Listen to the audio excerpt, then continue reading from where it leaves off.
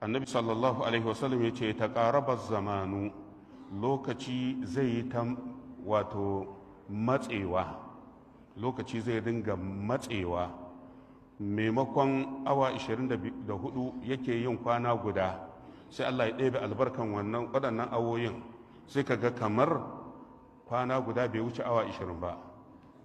Haka Allah zai ringa matsa lokaci ana ɗebe albarkan zamani. Sai mazan Allah ya ce wa yuqbabul ilmu, kuma la shakka za a ɗauke ilimi. Idan annabi ya ce ilimi ba kowane iri ba, yana nufin ilimin addini. Manzon Allah ya ce za a ɗauke. Wa tazharul fitan, kuma fitintinu za su bayyana a tsakanin musulmai, fitintinu tsakanin musulmi da musulmi, kashe-kashe. Wa yulqa shahhu, sannan za a jeho mako ga duniya. Zamanin da babu mako, amma za ka ga musulmai suna da mako, matsanancin rowa.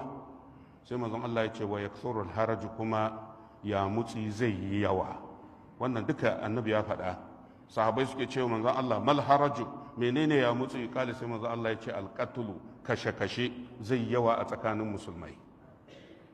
Hadisin shi ma yana sahihul Bukhari, ya babu ma qila fi zalazili wal ayati, hadisi na 1036, yana sahihu Muslim babu raf'il ilmi. Al-Imam Muslim shi kam ya koro hadisan sahabban duka a babi guda, inda yake cewa babu raf'il ilmi wa qabdihi wa zuhuril jahli wal fitan.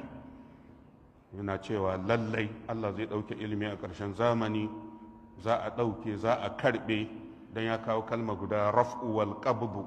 Za a ɗauke ilimi, za a damƙe ilimin, kuma jahilci zai bayyana, fitintunu za su yi yawa fi akhiriz zamani.